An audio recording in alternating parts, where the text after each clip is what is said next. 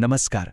कधी विचार केलाय की आरसा जो दाखवतो तो चेहरा असतो की फक्त एक अंदाज? आज आपण अशाच एका कवितेच्या जगात जाणार आहोत. कवितेचं नाव आहे अंदाज आरशाचा. चला पाहूया या आरशाच्या अंदाजात नक्की काय दडलंय. चला तर मग थेट कवितेच्या हृदयातच हात घालूया. एका अशा जगात जिथे जखम सुद्धा सुगंधी असू शकते. हो, तुम्ही बरोबर ऐकलं, एक सुगंधी जखम. आता या ओळी जरा नीट ऐका, म्हणजे विचार करा. काळजावर घाव आहेत, पण त्यातून रक्त नाही तर सुगंध येतोय. आणि कवी काय म्हणतायत की ज्यानं हे वार केलेत ना, तो कोणी शत्रू नाही तर चक्क मोगऱ्याचं फूल असावं. याचा अर्थ काय तर दुःख देणारी गोष्ट किंवा व्यक्ती इतकी प्रिय होती की तिच्याकडून मिळालेल्या वेदना सुद्धा सुगंधी वाटतात. कमाल आहे ना? पण वेदना सुगंधी कशी काय असू शकते?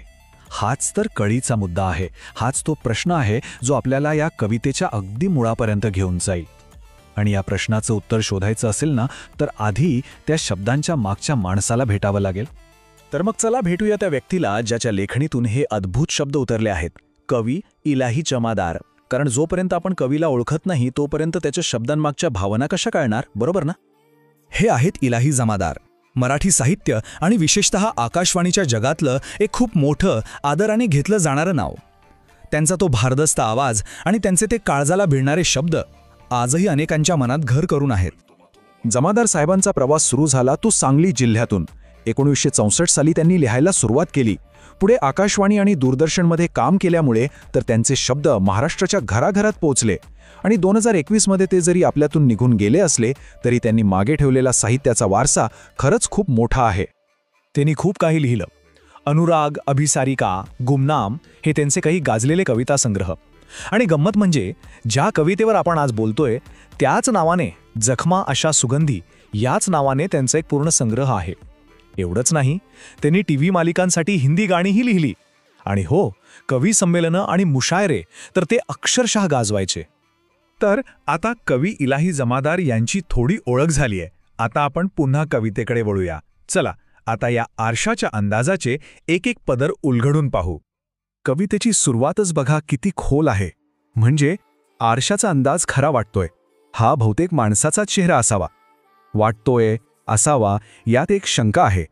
आरशात दिसणारा चेहरा खरंच आपलाच आहे का, की हा फक्त एक अंदाज आहे? कवी इथे थेट आपल्या अस्तित्वालाच हात घालतात. म्हणजेच काय तर आपण जे स्वतःला समजतो ते खरं आहे की फक्त एक भास? ह्या कवितेचा मूळ गाभा आहे. आपण स्वतःकडे कसे पाहतो आणि जग आपल्याकडे कसे पाहते या दोन प्रतिमांमधला जो फरक आहे ना, तो शोधायला लावणारा हा एक प्रवास आहे. आता पुढे बघा, कवी म्हणतात, कल्पना करा आपली आयुष्याची नाव प्रवासात आहे आणि अचानक बुडते. का बुडाली, कशामुळे बुडाली काहीच कळत नाही. आणि आजूबाजूचे किनारे फक्त घाबरून बघतायत, कारण त्यांना दिसतंय की हा एका भयानक भोवऱ्याचा खेळ आहे. इथला भोवरा म्हणजे दुसरं तिसरं काही नाही तर आपल्या आयुष्यात अचानक येणारं एखादं मोठं संकट. असं संकट ज्यातून सुटकाच नाही. आणि ते भयभीत काठ, ते म्हणजे त्या संकटाचे परिणाम पाहून हतबल झालेले आपण किंवा आपल्या आजूबाजूचे लोक. किती किती अचूक रूपक आहे. त्या संकटानंतर किनाऱ्यावर काय शिल्लक राहतं तर सगळी स्वप्न तहानलेली, अपूर्ण राहिलेली. पण मग कवी एक अशी गोष्ट सांगतात जी आपल्याला पुन्हा विचारात पाडते. ते म्हणतात, माझ्या डोळ्यात वेदनेचा झरा असावा. वेदनेचा झरा? अहो, झरा तर जीवनाचा स्रोत असतो, अखंड वाहणारा. मग वेदनेचा झरा कसा?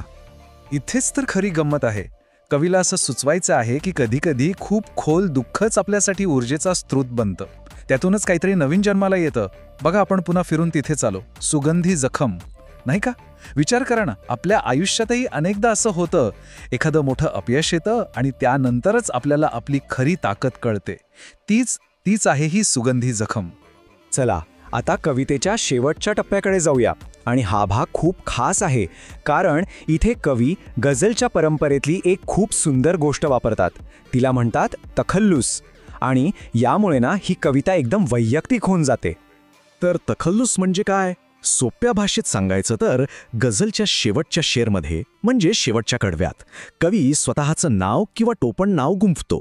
आणि हे करून तो त्या कवितेच्या विषयावर जणू काही स्वतःची सही करतो, एक वैयक्तिक शिक्कामोर्तब करतो.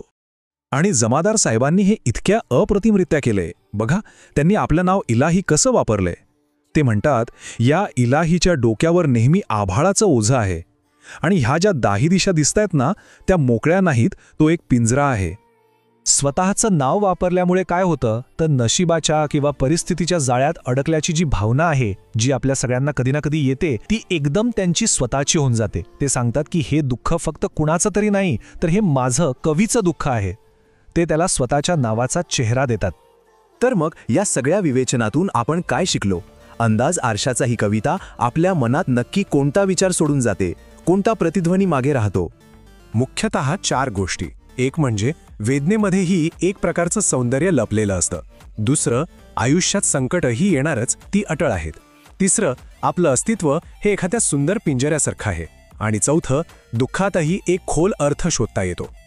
आणि या सगळ्याचा सार एका वाक्यात सांगायचा तर, ही कविता आपल्याला हेच शिकवते की आयुष्यातल्या सगळ्यात खोल जखमाच कधीकधी सगळ्यात मोठ्या सौंदर्याचा उगम असू शकतात. आठवतंय, सुरुवातीला आपण प्रश्न विचारला होता, वेदना सुगंधी कशी असू शकते? तर हे आहे त्याचं उत्तर. आणि आता जाता जाता एक प्रश्न आपल्या सगळ्यांसाठी. कधी शांतपणे बसून विचार केलाय की आपल्या स्वतःच्या आयुष्यात अशा कोणत्या सुगंधी जखमा आहेत? अशा कोणत्या गोष्टी आहेत ज्यांनी त्रास तर खूप दिला, पण जाताना काहीतरी सुंदर, काहीतरी मौल्यवानही देऊन गेल्या? नक्की विचार करा.